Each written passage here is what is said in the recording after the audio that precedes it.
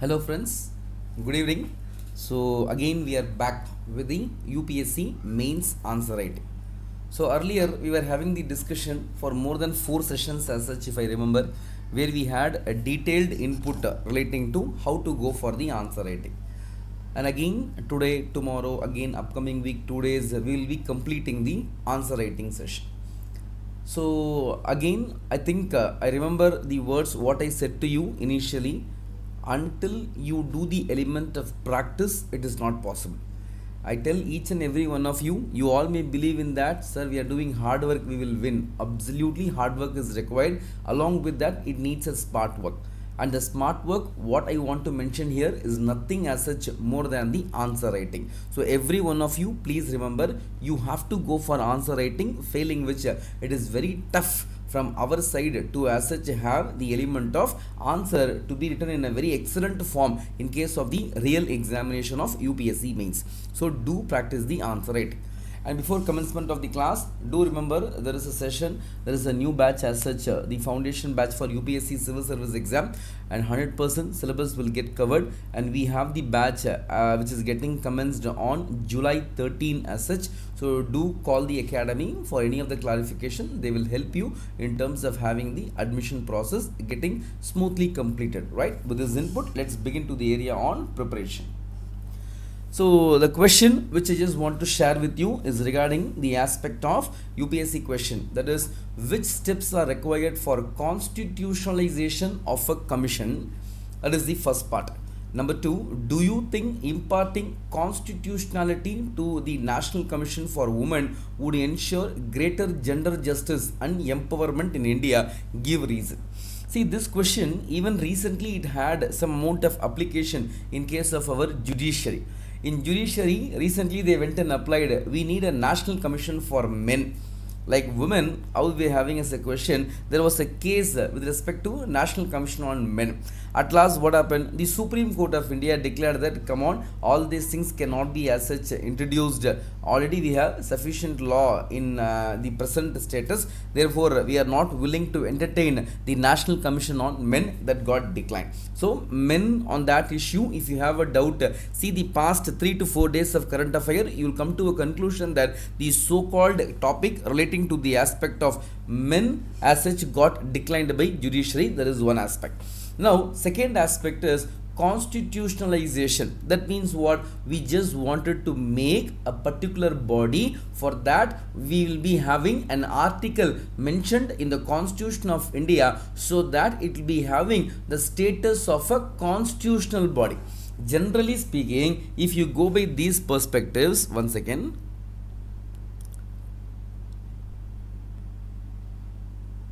Okay, so whenever we speak on this area, do remember now the topic is with respect to constitutionalization. That is the key term in this area.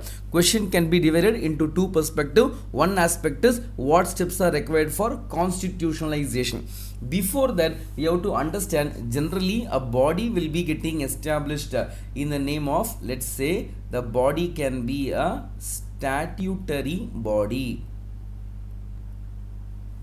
or sometime the body can get established based on executive resolution.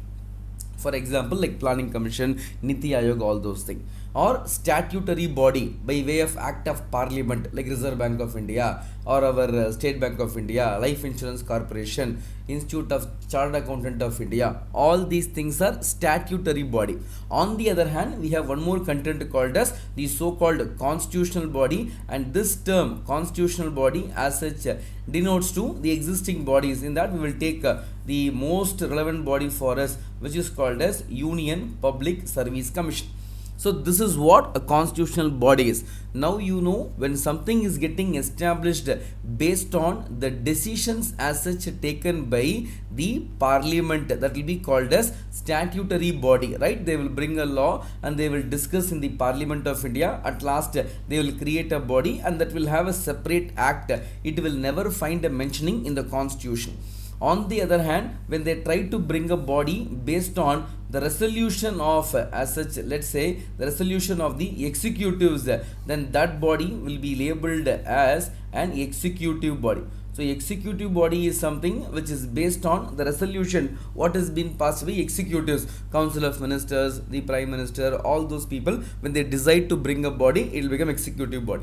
On the other hand, when something is mentioned in the Constitution of India, that becomes a constitutional body. Now we are very clear what is the demand of the question. What steps are required to make a body constitutional body? That is first aspect. Number two, they are asking, by way of making the National Commission for Women a constitutional body, do you think justice will happen or not? Give reasons. When they ask this question, generally speaking, when a question is coming from the aspect of, let's say, the woman or any other weaker sex as such, when government is asking, we are planning to bring a body, we want to do something as such, in that shall we do or not? If at all a question comes in this area, do not write answer negatively. Don't give an answer like, come on, it is not required, it's a waste of time, by doing those things nothing will happen. If you write like that, it will bring a big amount of negative mark for you.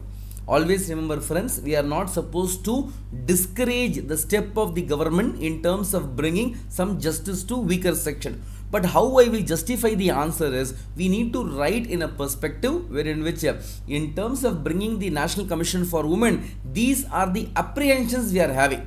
If you address these apprehensions or these issues, what we claim as a problem, by default this particular commission will be a game changer. This is what an answer should look like and not the other way around. Do not promote the answer in a pessimistic perspective. Don't write that, come on, these will not give any amount of result and yield from the as such National Commission for Women after being a constitutional body will be nothing. If you write in that way, that answer will get rejected by UPSC. Don't write like that. Now with that area, let's move on to the other domain, that is the answering part of this topic. Now the question is, what do you mean by constitutionalization? First you need to address this. I already told you in my all previous 4 sessions, including the current one, I will repeat the same thing. When they demand a question, try to incorporate the word what appears in the question in the answer sheet, so that your answer looks like you are addressing the question. If you do not do that, if you write in a way what you like, that may be subjected to some amount of mark reduction. So therefore we need to be ultra careful in giving the word what appears in the question paper at least once or twice in the answer sheet, so that it looks like we are respecting the examiner. In this area, let's begin. What do you mean by constitutionalization? In this topic, please understand, constitutionalization denotes the process in the government of India where they try to as such empower such bodies in terms of the constitution for a very long time. So everybody will demand a constitutional status. Very simple thing. You just see the UPSC, or you see Election Commission of India, or you see the State Public Service Commission, or you see Finance Commission. You see all these bodies. On the other hand, just to see National Human Rights Commission. National Human Rights Commission is not a constitutional body. UPSC is a constitutional body. Given the mandate, UPSC has more power, more authority, more amount of jurisdiction than compared to the element of NHRC. So Human Rights Commission is less empowered because it is having the devoid status of what we call as a constitutional body. Therefore, first thing, address the question. So constitutionalization is a term in which the government tries to give a status for this particular institution or body, wherein which it will be safeguarded by the provisions and it will find a place for itself in the Constitution of India. And now, procedure for constitutionalization of a commission, we can speak about NCBC, National Commission for Backward Class. Generally, when they wanted to bring the element of constitutional status, we need to speak about the element of status. So what happened? They will try to bring an amendment. So they will speak on NCBC, and for that a bill will get introduced in the House of Parliament. You know what is a bill? A bill is a draft which is the raw material which is being submitted to the House of Parliament. Once the bill is getting approved, it will be termed as an act. So now initial stage, a bill is a draft in the form of a raw stage. Then it will undergo all the stages, first reading, second reading, third reading. It will cover all those things. Again, it will go to the other house for debate and discussion. After getting the due approval, once President of India is giving the signature, at last the body will be empowered and it will be labeled as a constitutional body. So now we are pretty well clear what is the element of how to go for the constitutionalization of a given body, and for that we can even quote the example of National Commission for Backward Class, which was made via this 1 or 2 amendment. Now, why we have to go for this? You see, first part of question is what steps are required for constitutionalization of a commission. In that we spoke about what do you mean by constitutionalization. We gave the examples of NCBC. We spoke about how the Parliament of India will proceed. Now a question comes, sir, do the state legislature have a power? No. State legislature is not empowered to make a body as a constitutional body. Only the center is empowered. See, generally speaking, from article 251 to 257, when you just have a look on all the articles one by one, because normally we are used to read only the articles from 1 to 51. But after 250, 251, 252, when you cover all the provisions, you will come to a grand conclusion that center is all powerful than the state. Whether it is legislature or executive or whatever it is, center is always highly powerful than the so-called state legislatures. So center's power will prevail, and in these area, when they try to bring a body for the whole of India, that will be always the power given to the so-called legislature in the Delhi and not in the states as such. So in Delhi, Parliament of India is empowered to proceed in this perspective. Now we have addressed 50% of the question. 250 words question. So we have done justice for the first half. Now moving on to the second area, what will be the as such content in body. Now we spoke all those things. Now what are the area? Now, generally speaking, when a body is being bestowed with the constitutional status, it will have special powers. Because what was not there earlier, today it will be having as a power. You will be getting amount earmarked in the budget regularly. You will be having a grand amount of activity in which interference will not be there. And by default, any body which has been given the constitutional status is generally being empowered like a body which is subjected to quasi-judicial authority. On the other hand, even I can tell that like a civil court, they are being empowered. So now number 2, what we will write, these bodies are subjected to the power to issue orders as such, and these bodies in turn can go for recommendations. They can recommend the government, and these bodies have the power to issue orders. When there is any element of women subjected to a problem, then they will write the letter in terms of order to the state DGP and state home secretary. What is happening to women? Do take care, otherwise you will face consequences. Whenever National Commission for Women, being a constitutional body, gives any instruction to the state, they will oblige that dutifully. They will not have any amount of questions to counter them. And when they are not making any steps, they have to tell in the respective parliament or state legislature why they haven't taken step despite National Commission for Women coming forward and giving these orders. And most importantly, for any body to work on the principle of merit, we need independence, which will be guaranteed based on constitutional status. See, generally why I say is, I remember a member of parliament, once he spoke on the aspect of UPSC. He says, being an MP of parliament, member of parliament, I cannot penetrate into UPSC building until otherwise invited. Just I am giving you a small example. A member of parliament cannot enter into UPSC until they call them. What do you mean by that? UPSC is having the independence where they try to maintain the watchdog of merit system with utmost care. They do not entertain things which are not as such acceptable. So in this area, a constitutional body is bound to have these status, which is really speaking a largest amount of comfort which any particular body will be getting after getting the constitutional status. Number 4, power of a civil court. So generally what a civil court will do, they will ask the members to come and give their statement. They can go and search records wherever it is required. They can ask somebody to come and give as a witness.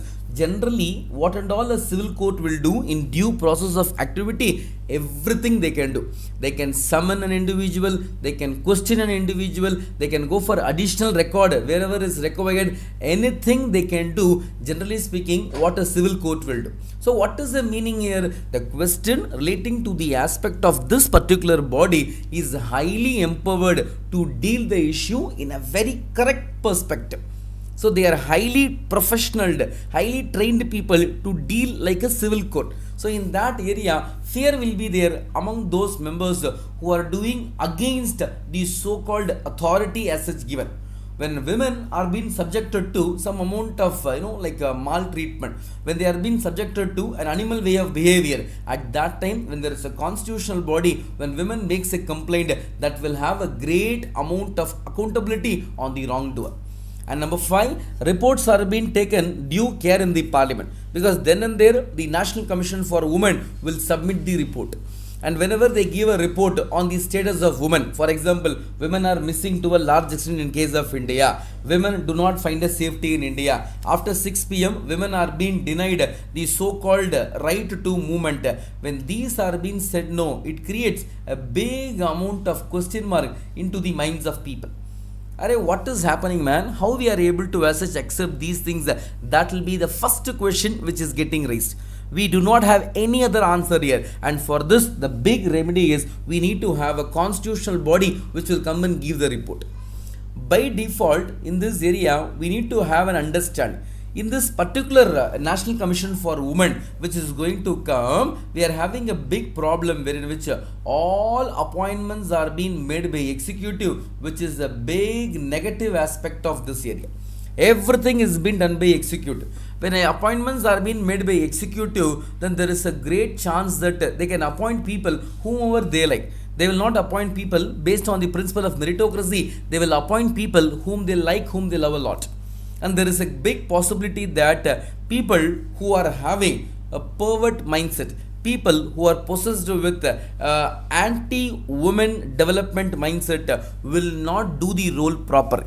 Very simply speaking, when a man thinks that patriarchy is highly powerful, I have a right to do whatever I want, women doesn't have any of the right. When this type of mindset is there for a man, then anybody you bring it for the National Commission for Women or anything in the name of women, if he becomes the presiding officer, he will not have any soft corner for the woman. In this area, the element of appointment needs to have some amount of check. At last, how to conclude the answer? How you will bring the solution? In this area, the solution is very simple. Number 1, gender justice. I hope you all believe in the term. What do you mean by sex and gender? Therefore, I just will complete this area in a matter of 1 minute.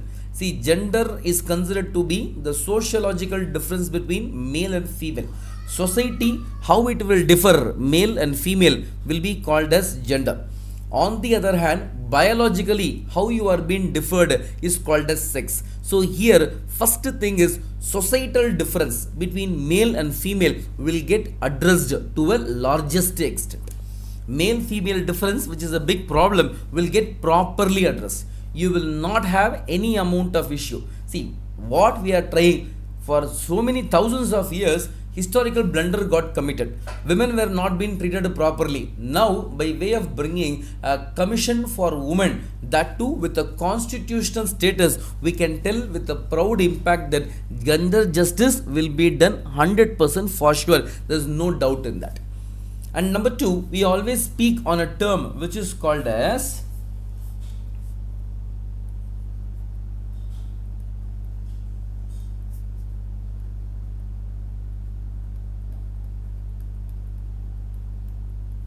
Nari Shakti. That means women power. Women power is just not only a word. It is not that I will have a badge in my shoulder. Women power, powerful girl, powerful woman. That will not help.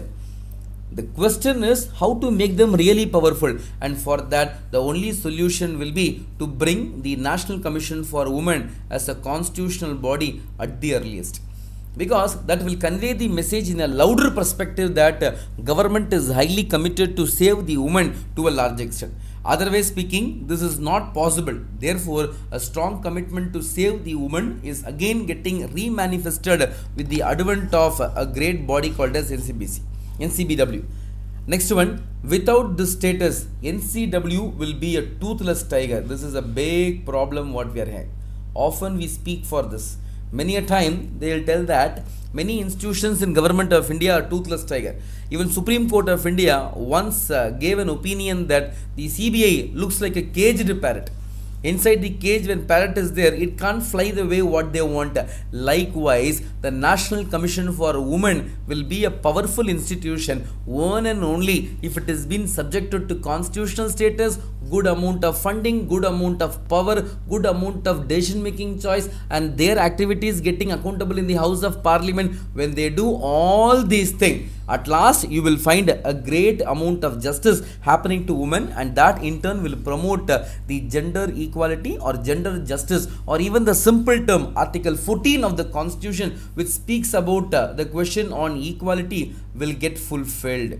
And even the question on Article 15, discrimination based on sex, will not happen the moment you bring National Commission for Women, because by doing that you are doing a positive discrimination and not negatively. Therefore, it's a proud factor that we can do these things without any amount of negativity. So now, what is the question? Question is, what steps are required for constitutionalization? Number 2, do you think imparting the constitutionality will ensure gender justice? Now, I have addressed both the area. I have given reasons also why this will have an impact. That is why this question will definitely find a merit in case of real examination. So, do understand, friends, this is how we need to go for the element of answer rate. Keywords I am giving to you, what all keywords are required, that we need to fulfill, and then only we can go for answer it.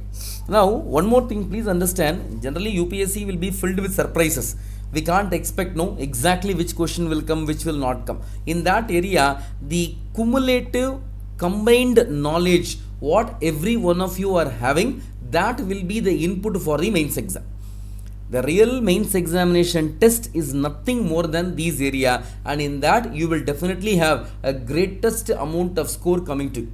At times you will wonder why they have given so many marks to you. Once you write the answer in relation to the question what they have demanded, if you fulfill that, that is enough to as such make a large amount of score. Now, next question. Once a speaker, always a speaker. You just see this line, it looks like a poem, no? Once a speaker, always a speaker. Do you think this practice should be adopted to impart objectivity to the office of Speaker of Lok Sabha? What could be its implication for a robust functioning of parliamentary business in India? Answer in 150 words. Now, the topic is very simple, but you see, in 3 dimensions, the question got as such divided.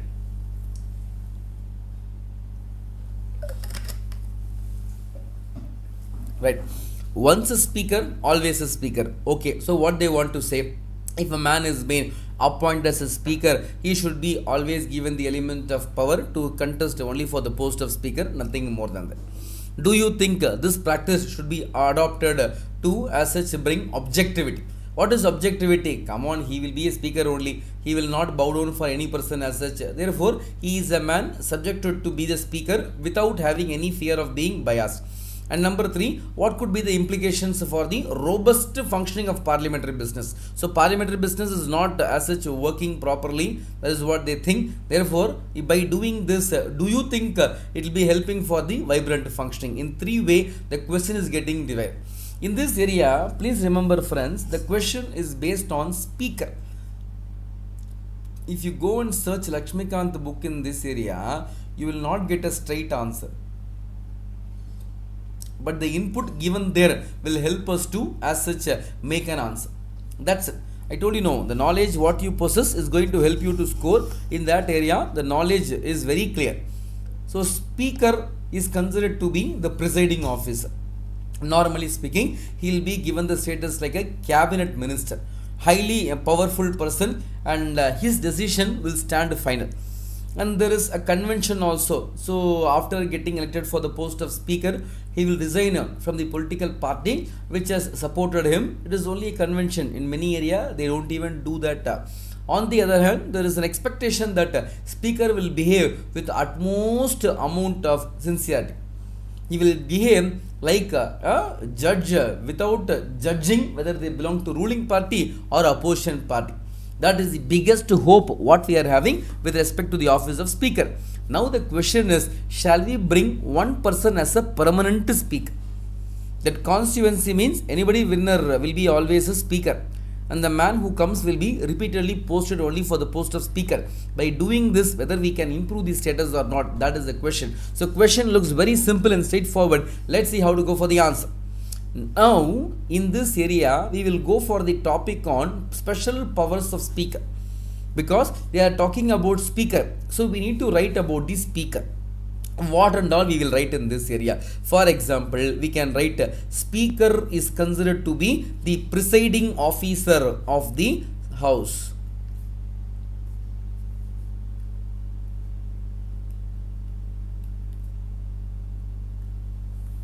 Once again,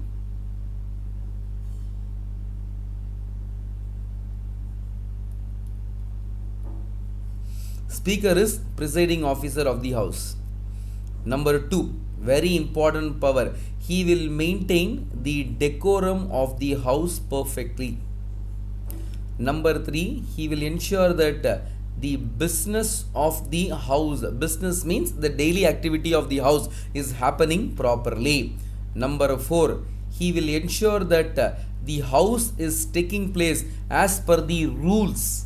And number 5, he is also having a power to expel any member when they don't work in accordance with the provisions of the Constitution.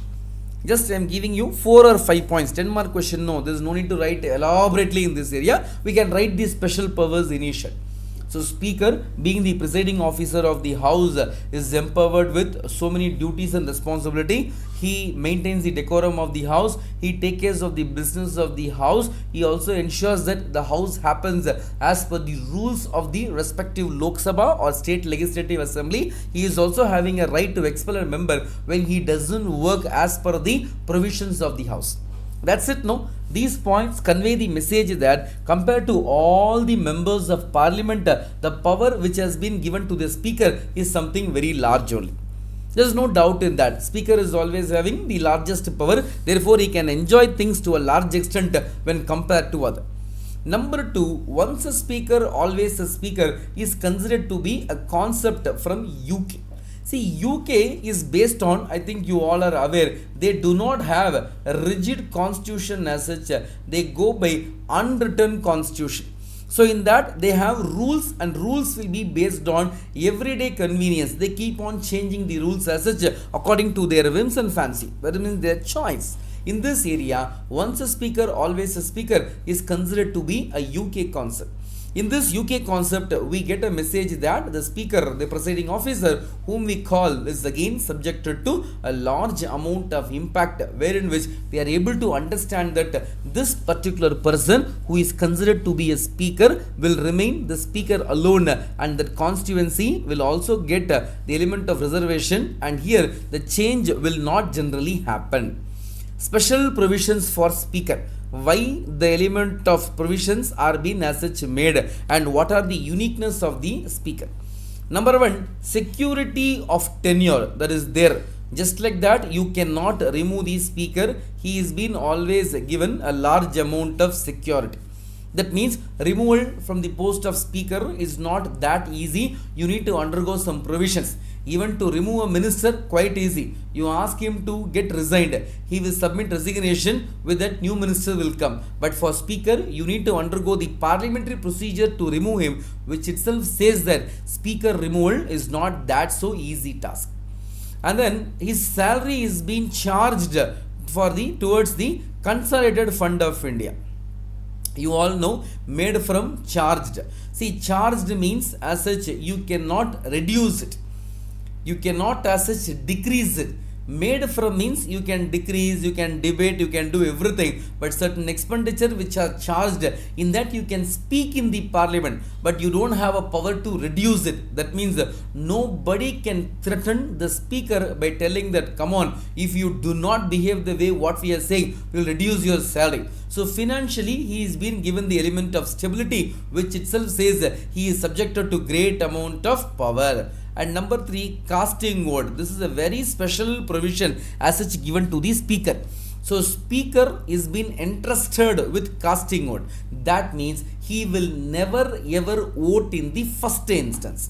Voting in the first instance will not happen. When he doesn't vote in the first instance, what does it convey? It conveys the louder message that the speaker is entitled to cast his vote only when there is a tie. Imagine there are a number of members who are here to make a provision, and both the side, let's assume 198 is the number of vote. 198 is supporting, 198 is opposing. Now there is a tie because each of them are getting equally balanced. Now one extra vote either to the supporter or the opposer will make the decision to come or to stop. In this area, who is having the power to give the one vote is the speaker. You see how much of power and how much of belief the constitutional makers have made upon the speaker, in which they have given the casting vote to them. Casting vote in turn gives a guarantee that they will never behave for their personal gain, rather they will behave for the element of discipline, and at most in an ethical way they will do justice. That is the belief what we are having, resulting in the aspect of special provision to the speaker. In terms of tables of precedence, because whenever there is any amount of government meet or any amount of governmental function, you have a table of precedence, who can sit where, and that will tell the power what you are having. Along with Chief Justice of India, the speaker is being asked to sit in the 7th rank. So President, Vice President, in that list, 7th rank will be given to the speaker. That shows how much of power the speaker is having. He is being asked to sit along with Chief Justice of India. Chief Justice will do in terms of justice by making judgments which is not in favor of any person but based on law. That status they are giving to the speaker, and that shows that the office of speaker is again considered to be a big amount of office on the principles of meritocracy. So purely speaking, it is having the element of merit. That is the reason we are respecting the office of speaker. Now, negatives of speaker. Sometimes we have to talk about the flaws also, right? Not only always talking in the plus point. First is that speaker is subjected to delay. So sometimes the speaker delays in taking a decision. A bill is going to him and they are asking whether this is a money bill or not. He says wait. And certification of the speaker is required to introduce a money bill. If he doesn't give the permission, a bill cannot be called as a money bill. That's the first problem. So we cannot come to any solution. So in this area, we have a big issue. Therefore, sometimes the behavior of the speaker conveys the message that his delay is also one of the reasons for the slow proceedings in the House of Parliament. And then recently we came to know how the office of speaker was subjected to controversy the moment Aadhaar bill was made as a money bill, and that resulted in huge controversy. Sir, why huge controversy? What is the reason? I'll just give you a small gist, please understand that. Aadhaar bill as such is having great amount of issue as right to privacy is getting affected. In that area, they went for bringing a debate in the Rajya Sabha. But Rajya Sabha was very strong that we will not make the bill to get passed. Now, we are having a problem how to make the bill as such passed. And for that, the only remedy available is to make the bill subjected to the provision of a money bill. So, once they make it as a money bill, we do not have any amount of problem. Any bill which is being made as a money bill needs the element of Rajya Sabha only a 14 days of time. When money bill gets introduced in the Lok Sabha, they will make everything and they will send it to Rajya Sabha as ceremonial exercise. Rajya Sabha may either give some suggestion or they may give some recommendation. And the recommendations, whatever they give, the Lok Sabha may take it or they may reject it also. And how many days they can delay the money bill? Not more than 14 days. So suppose after 14 days they are not returning the bill, what will happen? Then Lok Sabha will pass the bill in any model whatever they want. This will only happen when these things are happening. Please understand how tough it is for the element of Rajya Sabha, where their hands are being tied. They cannot do anything. Their role is becoming completely as such zero. For these things only, the speaker will take certain bill as a money bill. It was a huge controversy. Aadhaar bill, how did you make it as a money bill? What authority do you are having? That was the question. Though the speaker power is being subjected to judicial review, most of the times judiciary will not interfere in their behavior until there is a great miscarriage of justice. Until there is a miscarriage, they won't interfere. In this area, when this was being made as a money bill, it was subjected to huge controversy. So office of speaker was again subjected to dilution. Now, supporters of permanent speaker. Why we need a person who is again called as a permanent speaker? Anything, everything will be having a supporter? No. In that, the first component why they wanted to celebrate this office is that it will promote the trust which is missing now to a large extent. Because when we make a person as a permanent speaker, he will be subjected to a political stand. Political stand means left is, right is, center is. Apolitical means no stand. I do not vouch or I do not stand for any party. Rather, I stand for the people who trusted me. So, when you make a person a permanent speaker, you will not have a problem. He is coming from ruling party, therefore supporting ruling party. See, sometimes speaking, when you go to chairman board in UPSC or the normal members of UPSC, the normal members as such who are there, they also will give more mark. But chairman will not give more mark because they will think that just because he is a chairman, he is giving huge amount of mark. Even when a genuine candidate is there, this possibility is there in UPSC. So when you go to interview, you will have these type of talks happening among the peer candidates. Likewise, a person is a speaker, genuinely Aadhaar bill may be a money bill also. When he interprets the law, according to him, when he feels that it is a money bill, he can discuss it as a money bill. But the problem here is, when he says it as a money bill, there is a big possibility that it may get rejected. People may think that, hey, come on, what he is doing is wrong because he is coming from ruling party, therefore he is behaving in this perspective. These chances are also there. Therefore, permanent speaker will end this problem. Number 2, the quality of debate in case of the parliament will definitely increase the moment we have a permanent speaker. Because when we are subjected to a speaker who is coming from a political party, we are talking only about people.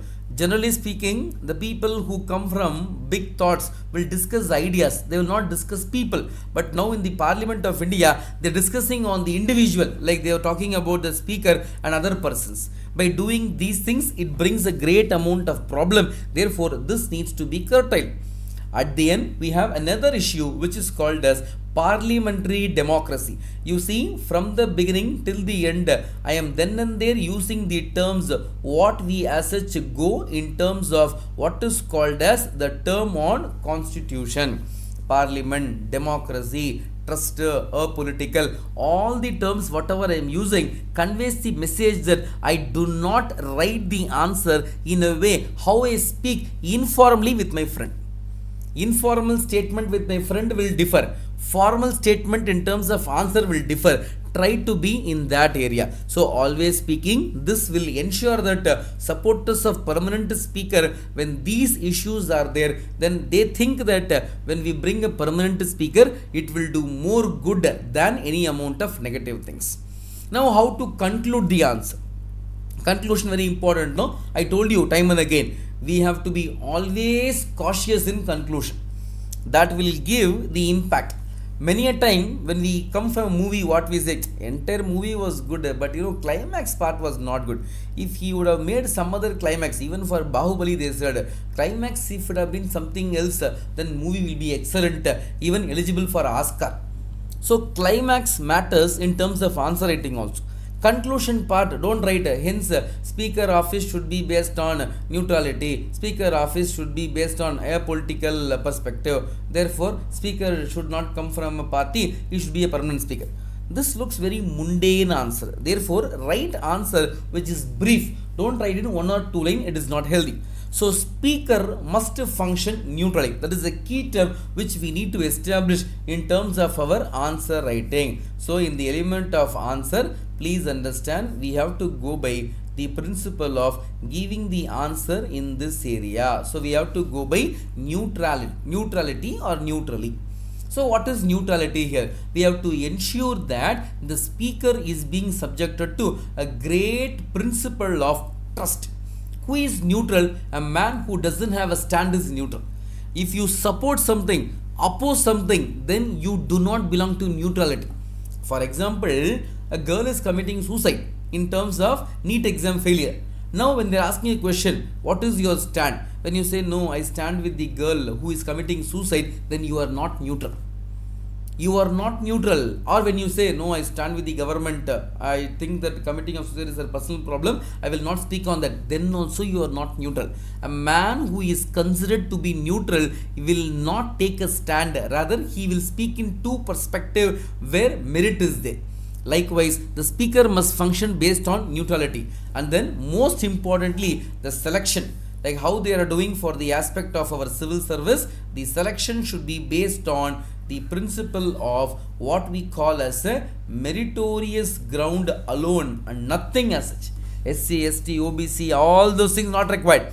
We will give the post, we will see that only meritorious candidates are coming for the post of speaker. If that is being done, speaker post will have the sanctity what it was having earlier, the same will get continued. The moment you misuse this provision or you dilute this provision, that is a big problem what we will be facing in general. Now, the aspect as such, do remember the commencement of batches, a small revision. So, by the time of July 13, the batch is getting kick-started. So, do as such have the element of contact with the Sriram's IAS. They will give you all the input relating to admission. You can contact them so that the syllabus will be getting completed in a timely manner as such. Right. Now, coming to the question number 17, the question on RTI.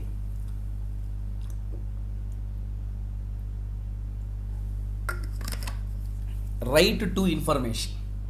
Information is the right. No more it is a hidden agenda.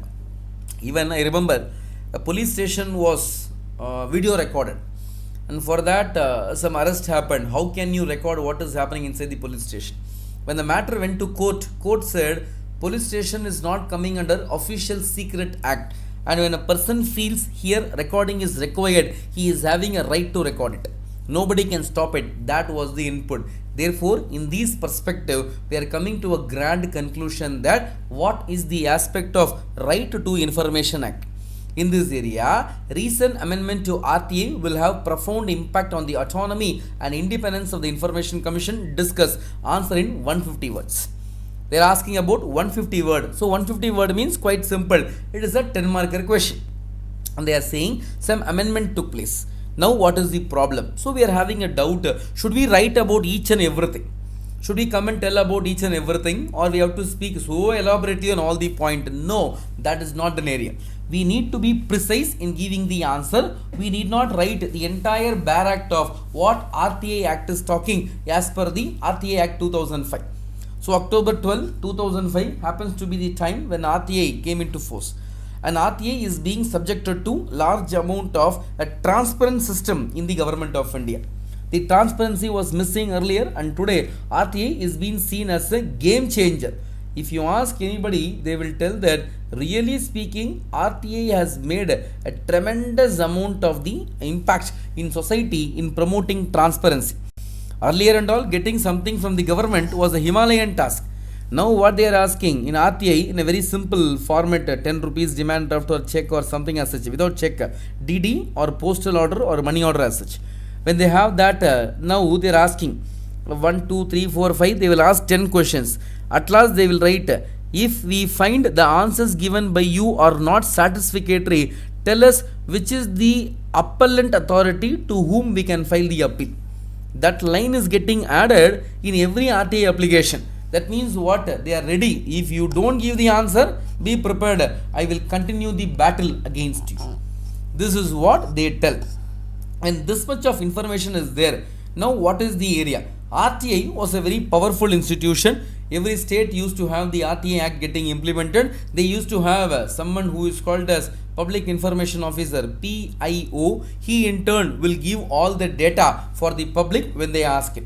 So whatever is pending as a policy, they will not tell. Whatever information they are having, they will tell. Even you can go to the office to check the record when they give the permission to you. This was what the provisions of RTI. But now everything got diluted. So now let us see why this provision is again subjected to a greatest amount of controversy.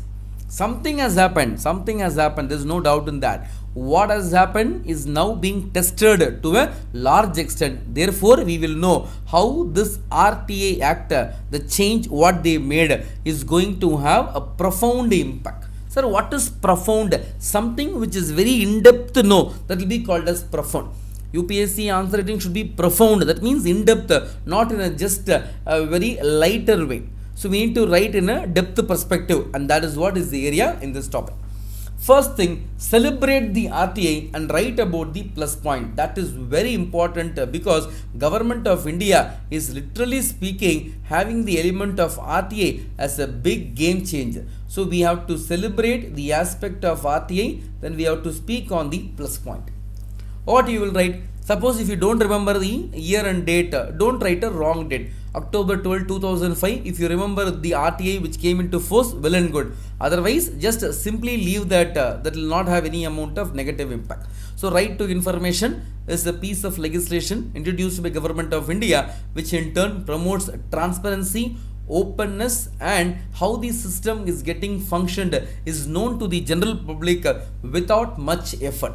And they have their own provisions in article section 8 clause 4 and all, which says that the commission has to come forward and give many information to the public even without the public demanding them.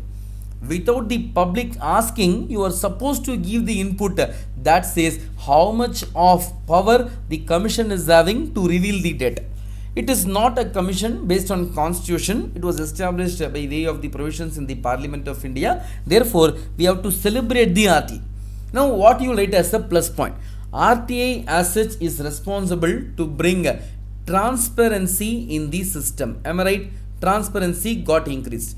Number 2, Government of India, many information has now become an open source.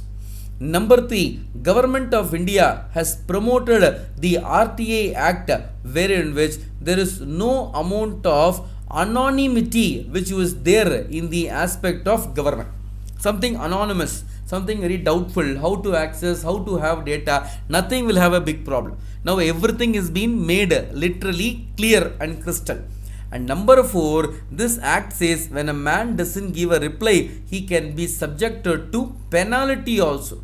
We have seen many a time penalty is getting imposed, and this act mandates that they have to appoint public information officer in all the department wherever they are being funded by the government. Only thing is that for private body RTA will not come. Otherwise, for all the bodies RTA will be highly applicable. This is what they wanted to convey in this area. Now we are very clear on the aspects of RTA. And we are very clear on the aspect of what are the plus points in this area.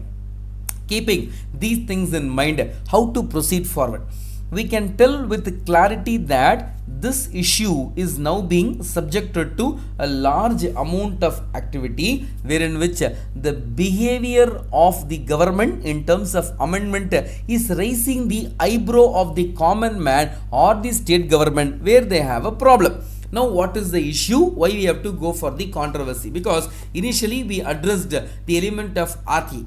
We spoke about Right to Information Act. We spoke about the plus points. Now, the next area, issues for concern. Section 13 and Section 15 got amended, wherein which the 5 years or 65 years of age will be for the Central Information Commissioner, 5 years or 65 years of age for the State Information Commissioner. This is the provision what we are having, and now they wanted to bring an amendment in this area. What they say, they convey the message that the amendment says the term shall be decided by the central government. You see how they are doing this. Now they are appointing the commissioner. the commissioners are getting appointed.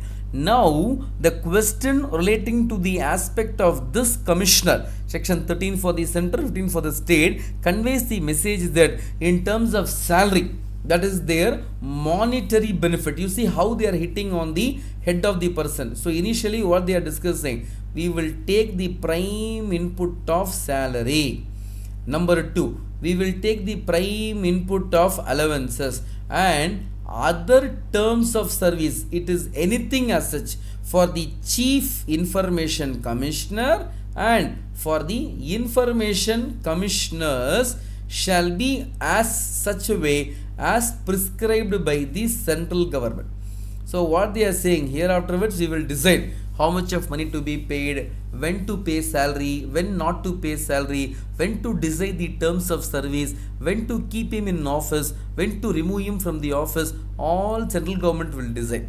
Nothing will go as per the system. It will go as per the wish, as per the desire of the so-called central government. That means it has made very clear that the issues relating to the aspect of all these are based on the impact of how the government is going to control these things. So government wants to control these things. Information commissioner should be free. He should not have anything which is being clubbed along with his duty. Every day when he goes to office, if he has a fear, if I give this information, it may be against the government also, then they may remove me. If that thought comes to his mind, what will happen? Therefore, this is the first reason why the apprehensions are there relating to the aspect of appointment. Original stand, CIC and members were given the status of Chief Election Commissioner and Election Commissioner. Right? You see how much of power they have given to CIC. They had the power equivalent to Chief Information Commissioner, Chief Election Commissioner, Election Commissioner. And State Information Commissioner was having the power of Election Commissioner, and other Information Commissioners, they had the power that of Chief Secretary. Come on, Chief Secretary is the highest person in a state.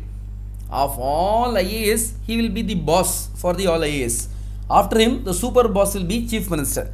That much of power Chief Secretary possessed. Now they are seeing State Information Commissioner was earlier having this stand, but now they just wanted to dilute it, which has been creating a great amount of uproar. When center decides appointment case by case, it will kill the purpose of RTI. That's it. That's a core area I just wanted to convey to you in this session. So case by case when they do, it will kill the very basic purpose for which why we had the right to information. The RTI Act, why we are having, will get diluted. It will not have any big thing. Therefore, this should never happen. Appointment should be based on the principles of established law. It should not be based on the principles of the one who appoints it.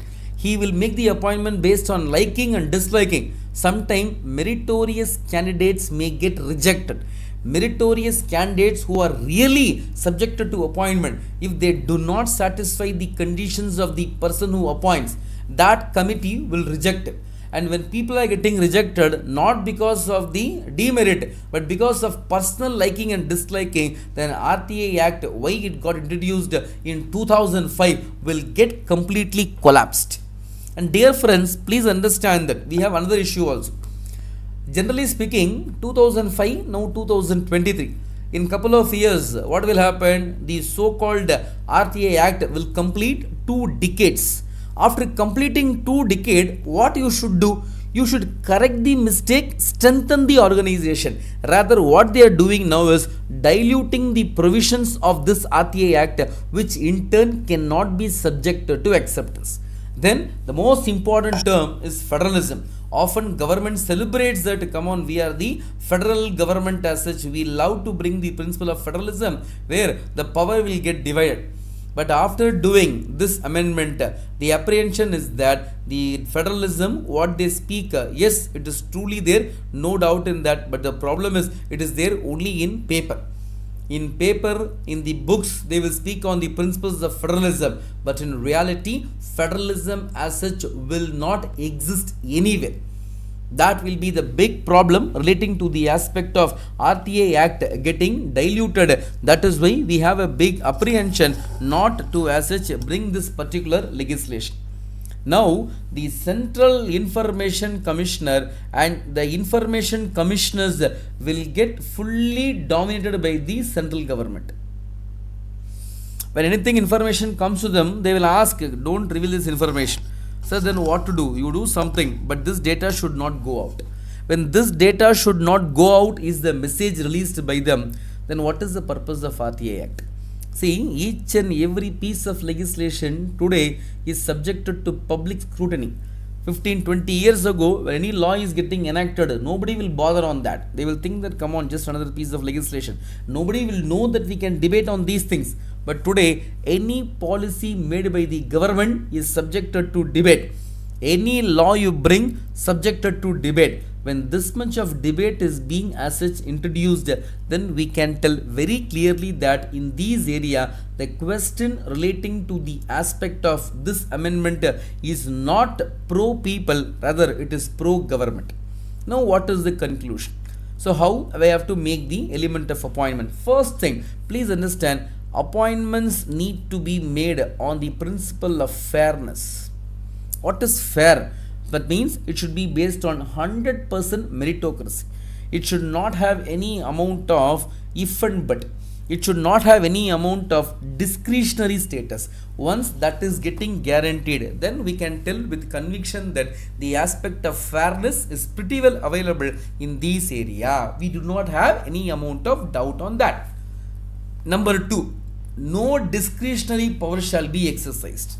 Come on, not required. So now, in this area, the question relating to discretionary power should never come, because it is a very dangerous thing to have discretionary power, because discretionary power as such will ruin the entire system. Then you might ask me a question, say, then what about UPSC? In UPSC, interview alone doesn't decide your success. Before that, we have mains exam, more than 1000 mark people are getting in that area. Even a candidate getting 100 mark in interview gets selected for the post of IAS. In that area, they don't have absolute power. They decide based on the merit, and we have seen so many people coming from extreme low background clearing this exam, which conveys the message that discretionary power is not getting misused. And then we need to establish a clear guideline on the aspect of administration of appointments. It should be very clear, no ambiguity. I should have a crystal clear idea what I am going to do in the upcoming time. If that idea I do not have, then that is again subjected to great amount of difficulty. So please understand, in this area, if these are made, the amendment what they made recently can be accepted, provided if these three things are getting guaranteed. You are making appointment on a fair basis, you do not give any large amount of discretionary power, and you are also ensuring that these are the checklist for the appointment. If someone possesses these things, then we will in turn promote him and accept him to a large extent. That will be the message wherein which we can have a great amount of acceptance of the so-called amendment. Now, question number 18. Before that, just a small like a message on the aspect of batch.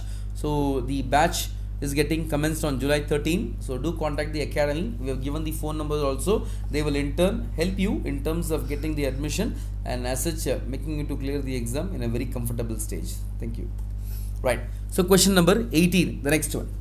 So question is on our area, right? So UPSC, civil service, all those things. So that's again a very interesting topic for discussion.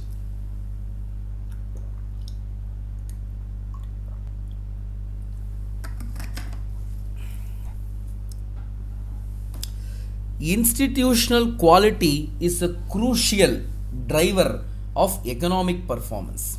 You see the question, institutional quality is a crucial driver for economic performance. That is the question.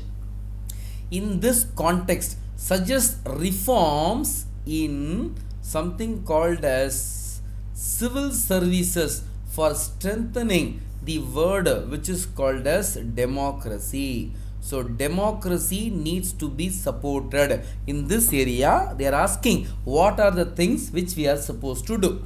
So institutional quality is a crucial driver of economic performance. In this context, suggests reforms in civil service for strengthening the democracy. So we need to strengthen the aspect of democracy. We need to promote the aspect of civil service. We have to celebrate the aspect of civil service. That's very important. Therefore, whenever a institutional quality is there, that will promote the growth of the nation. Likewise, they are asking how to as such have the element of promotion or strengthening of democracy in the civil service. So what we can do, that we will start. Introduction. Highlight the importance of civil service. That's the first area. You see, in every question I am giving you in perspective of how to start your answer, because this if you do dutifully, how it will come regularly when you are watching the classes, you will get institutionalized to think in the way what I am saying to you. So the moment you think on a question, you will say, okay, sir will give intro, sir will give some body, then he will give some amount of explanation, then conclusion will be there. Conclusion you have to write very briefly. This thought will come to you. This thought, when it is getting as such internalized within yourself, you will not deviate from the answer writing. You will be a man of idealness. You will be a man to celebrate the exam, and you will find the exam very comfortable and very jolly as such. You will not have the pressure to give the exam. Stress-free exam you will be giving the moment you are being subjected to these area. Therefore, highlight the importance of civil service. Then that area tell civil services are considered to be the permanent executives. They are the one who are giving the large amount of power to deal with the common public. They help the government of India in terms of preparing, drafting the law, and they ensure that the nation is being subjected to the rule purely based on the provision of law, and they do not as such permit any amount of behavior which is considered to be highly unlawful. So write the aspect of civil service, promote civil service to a large extent, tell why civil service is again considered to be a large area of celebration. So we need to celebrate the aspect of civil service because the question revolves around the areas of civil service. Now apprehensions. So we have some negative things also about civil servant. See, roughly speaking, around 5,000 plus civil servants are there who are coming in the rank of IAS. All of them are not famous. Am I right? And just because somebody is not famous doesn't mean they are inefficient. I have seen many officers in court in terms of me, my personal, communications. Very efficient people do not come to media. And when people of high efficiency, when they don't come to media, we think that the civil servants, only those who come to media are efficient, others are inefficient. That itself is a wrong ideology. Number two, among the civil servant, I have seen many kind. Because two things are there.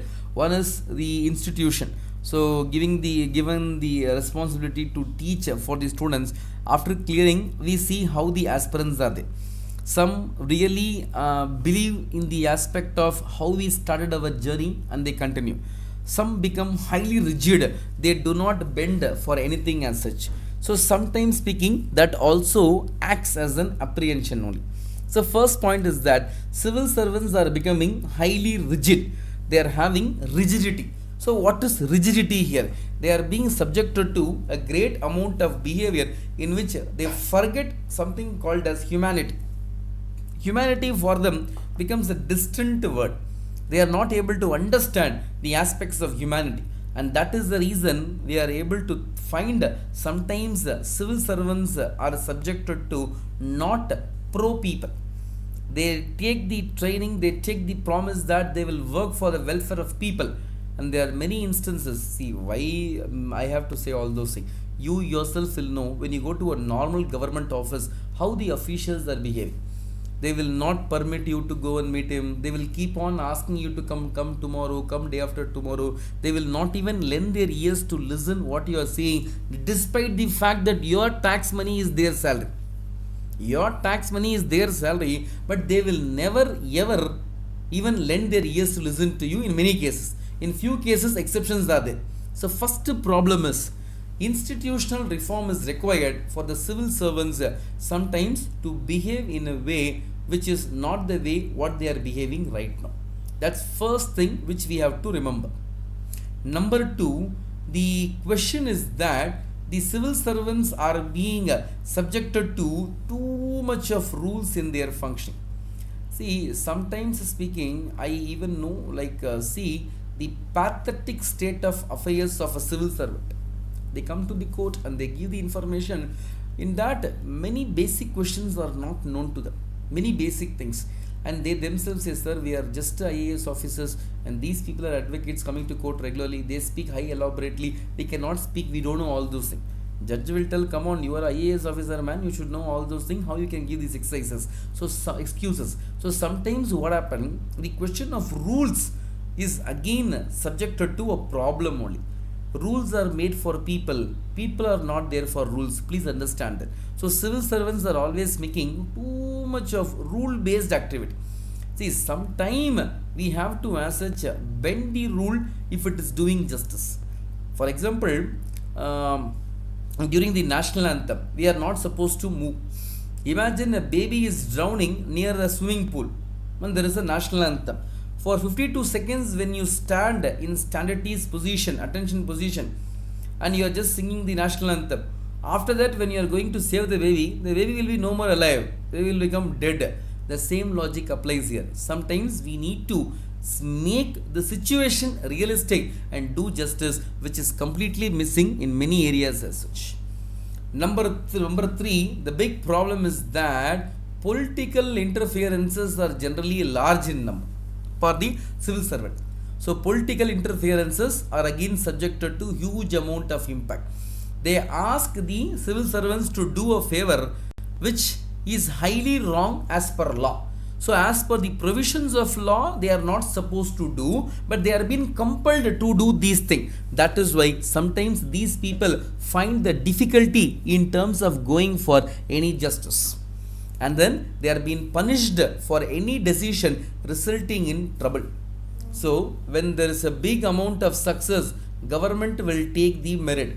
Whenever there is any amount of wrong, some mistake they have done, no, what they will say? The concerned IAS officer is being suspended immediately for his activity. Or when the civil servant has done something resulting in good name for the government, what they will say?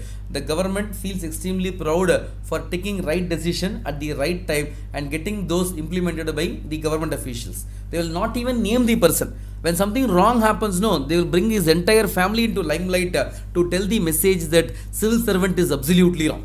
So now what happened? Because of this fear, if I do something, then something bad will happen. They will spoil my entire name. They will spoil my entire family's reputation. Why I should do something? Better I will not take any decision. See, issuance of caste certificate, government is not doing. In many instances, EWS caste certificate, they are waiting to give certificate because they feel if we give certificate, it may have some problem. Therefore, we are not supposed to issue caste certificate. So many a time, civil servants are having this fear fact. Now, what is the reform in civil servants which is required? First point is that we need to have a regular amount of training for these people, not only in terms of the book, but from psychological perspective. They need to be taught the human psychology. See, when you go to collector office or the government official office, anywhere, you go with a grievance. And you go with the belief that government has failed to do something which they are duty bound to do. In that area, when you go and approach the civil servant, when they speak so bad, do you think you will have a comfortable status with them? What will be your opinion? Hey, come on, this government is not a pro people, it is only for pro corporate. So first thing is that they need to be administered training how to handle them. I remember way back in case of North India, the question on naming and shaming was there. One IAS officer was given the task to stop the open defecation, and he went for a big amount of plan wherein which what he did is those who are not going for the aspect of the latrine, those who are going for open defecation, their photos were captured and uploaded in the website. So those people, the photos of those members were uploaded. At last it conveyed a message that we are doing naming and shaming. and it got a great amount of uproar. Hey, come on, what nonsense is this? How we can do all those things? At last they stopped it. So here what is missing is regular training for these officials are missing. That is the reason sometimes civil servants are making big amount of mistake. Number 2, in this area, this particular civil service reform requires more governance and less amount of government stuff. Year on year, number of vacancies are reducing because government feels service is more important than the servant. Government servant may be less in number, but government service should be more in terms of number. Services should reach each and everyone. That is where we have the impact. At last, the element of recent advancement is that online mode of service delivery. Come on, what is not possible? After the advent of artificial intelligence, now everything is possible. So as much as possible, the government office should be always free, because people should get what they want by sitting inside their home. They should not be compelled to run from pillar to post, because that will ruin the entire system. Therefore, in this area, be specific. Then only we can have a good amount of comfort, failing which the so-called civil service reform will become a failure norm. Conclusion. So how to write in this area? According to Vallabhai Patel, he says that civil servants are the steel frame of India. And now a big question comes, how come the steel frame, what is being claimed, has now been subjected to the state of getting rusted? Now civil servants are getting rusted. Everywhere the steel frame is becoming weak. The rust is creating huge amount of problem. Therefore, how to solve this? That's a big area we have as an apprehension. How to solve this area and how to proceed for the aspect of as such making a comfortness is completely missing. And number 2, in terms of civil servant, the second conclusion what we have to write is, change is always considered to be an element of certainness. Change is always certain. Without change, nothing will happen. Only when some system is changing, it means there is a live status. Change is certain. We cannot stop it as such. In that area, we need to be careful. At last, whenever there is a lack of dynamism, the system will die completely. System death will definitely happen. That cannot be stopped. Therefore, be very specific in this perspective. Dynamism is definitely required. Then only civil servant or the civil service, which is considered to be a big institutional support for the government to function, will happen in a smooth way. Otherwise speaking, civil servants or the civil service, whatever is considered to be the backbone of the democracy, will get a complete amount of dilution. Now, question number 19. Do you think Constitution of India does not accept the principle of strict separation of power, rather it is based on the principles of checks and balance? Explain. 10 mark. So 150 words, that is what the UPSC is asking in this area. So what is the stand you are having with respect to the question on constitution role, whether they are having the question of checks and balances and why there is no strict separation of power? What is the reason for this? They are asking you to explain this phenomena.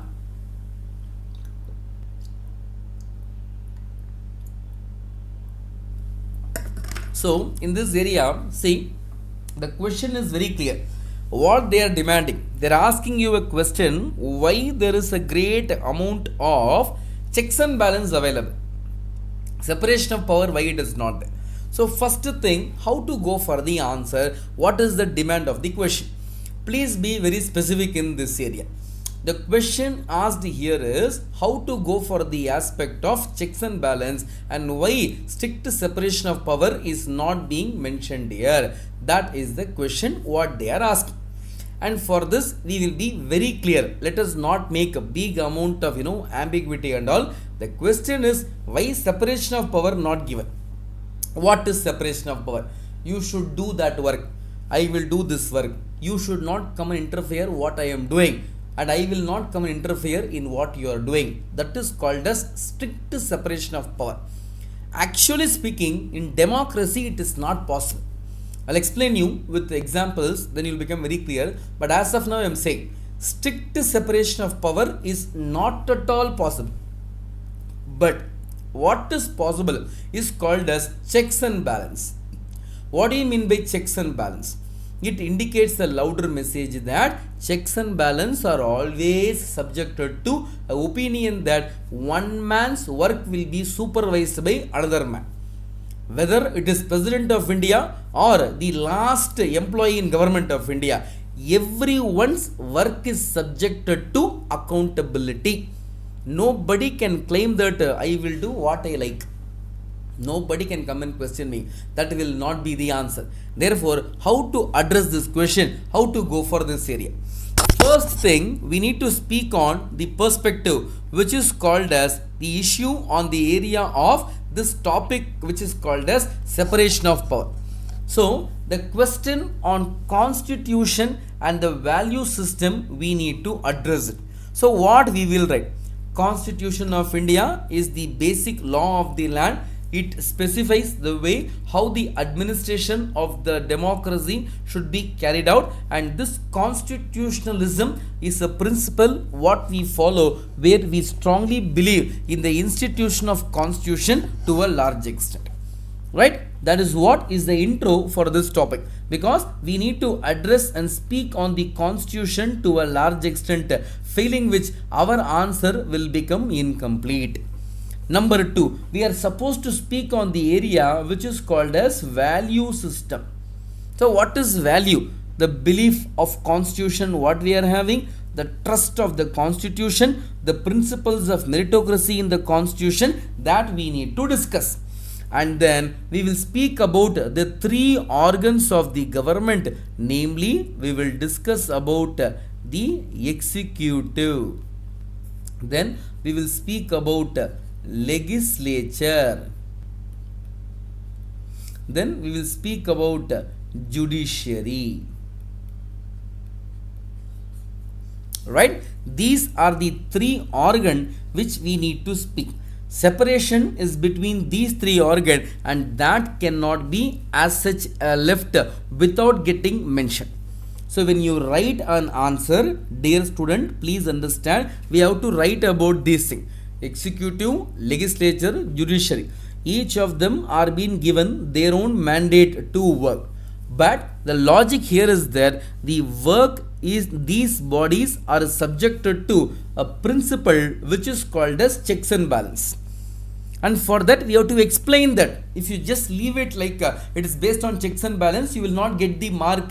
You have to prove it to them by telling how I understood checks and balance by quoting the provisions of the constitution, failing which your answer will look incomplete. So that area we need to codify very clearly, otherwise we will not get the mark what we are demanding. So in this topic, let's be very specific as such. Therefore, we spoke about the 3 organs. Now, what is separation of power? What is checks and balance? We have to give some idea on that. Separation of power is a concept wherein which one body's function will not be as such taken care by other body. Suppose, for example, in case of the Western world, secularism, state will not interfere in the religion. Religion will not interfere in the state. Both of them are being subjected to strict separation of duties. Now, nobody will have each other's interference as such to a large extent. That is called as separation of power. On the other hand, in India, the so-called secularism is not based on that principle. Indian temples are being controlled by government. Government is having a say with respect to the temple administration. In that area, we need to be ultra cautious to give the message that the so-called things happens only based on this perspective. Number 2, what is checks and balance? The role of parliament is lawmaking, but parliament will have a control upon the MPs by way of using various tools available. Right? So you have to write about what is separation of power, what do you mean by checks and balances, and give some input in that perspective. Only then your answer will become complete. Without writing this input, suppose if you proceed for the answer writing, it will convey a louder message that without understanding the concept of the question, you are giving some answer. What I told you in the initial session, I told you have to write the words given in the question paper repeatedly so that you get a comfortable score in the exam. If you do not do that, then you will be missing the mark to a large extent. Therefore, be very specific in that area. We have no other choice. Now, we spoke about what is separation of power. We spoke about what is checks and balances. So, we addressed the question. And we also gave the example of secularism of the Western society. In Eastern India, we spoke about how the parliament is able to have a check on the work done by the MPs, otherwise called as executive. Earlier slide, we explained about the organ, legislature, executive, judiciary. Now we are saying how executive and legislature are having mutual checks and balance in the work done by them. In that, we do not have a strict difference of power, and each department is having the question on interdependence. So, we do not have a strict difference of power. Please understand, very important. And each department is having interdependence. All of them are being subjected to interdependence. That means what? One man work will be checked by other. But if I take the example of America, in America what they follow is called as separation of power. American government is based on the presidential system. They do not follow the Indian parliamentary system. Therefore, in that area, they are based on the great amount of separation of power. But in case of India, it is not like that. So then and there, sir, how we can use these things? Because I am quoting the example of America. When I quote American example, my answer looks as if I am comparing the Constitution of America and giving the input. It is also a syllabus in the mains exam. Am I right? In GS2 paper, we have the word called as comparison of the constitutions around the world. These things we get in newspaper then and there. Whenever some problem happens in the organs of the government, they speak about the India, they speak about the America. When they speak on these two areas, we get a clarity that, oh, come on, in case of America, they are having a strict separation of power. In case of India, we do not have that. We go by the principle wherein which the organs of the government are interconnected. They do not work in isolation. Indian president works on the advice of Council of Ministers. Am I right? So Article 75 says very clearly the President of India needs to work based on the input given by Council of Ministers headed by the Prime Minister. So President of India is again considered to be a man coming from the domain of the so-called, the highest person in terms of decision. So he is an executive. And this executive is also need to work based on the input given by these members, the Council of Ministers working in the Parliament of India. So Prime Minister and Council of Ministers, when they give an advice, President has to oblige. When President of India is asking some status on any particular work, the Council of Ministers and the Prime Minister need to give a reply how they are working, why they are working in a wrong way, why they do not work in the provisions of Constitution. When these many inputs are there, the message is simple, loud and clear. Always speaking, there is some amount of accountability towards each other. They do not work in vacuum, rather they are working based on checks and balances. Likewise, we have so many tools where the parliament is having the power to question the executive. So we are having something called as question hour. Am I right? We are having question hour. Then we are having something called as adjournment motion, where they will discuss about the government of India's pressing problem. Then we are having something called as 0 hour, where we can raise again questions against the government. Then we have something called as no confidence motion, where they can even topple the government. They can remove the government. They can tell that, come on, this government does not have a power to stay here because they lack the number of support what they deserve to run the affairs of government. When these many issues are there, you just see the element of control. One man work is being supervised by another man. One man data is being cross-checked by another man. This indicates a louder context that in case of India, the question on these members' work are always subjected to accountability. There is no question where one is given absolute power to behave in the way whatever they like. They cannot do like that. They have to work based on the principles of mutual checks and balance. For instance, let's take the question on Article 61. What is 61? Impeachment of the President of India. So President is being subjected to impeachment. So what is impeachment? You all know, the removal of President of India. President is the highest authority. He can be removed for the only one ground, which is called as violation of Constitution. But Constitution didn't specify what do you mean by violation of Constitution. Am I right? When without mentioning anything, when President is being subjected to removal, in that area, please be very clear. In this topic, we need to be ultra cautious to understand the input that the area relating to the topic on Article 61 says that there is a mutual accountability. So, President work will be taken care by the Parliament. Parliamentary work, President will take care. When President is not behaving properly, then the President will be getting removed. When Parliament doesn't have the support to run the government, then the government will get toppled by way of the bringing the no confidence motion, and President will give oath of affirmation for a new person to come and form the government. So sometimes there is a great amount of mutual checks and balance. The same logic applies for the aspect of judiciary also vis-a-vis the Indian Parliament. Therefore, be very cautious in this area. See, normally this term we use only to bring a fight.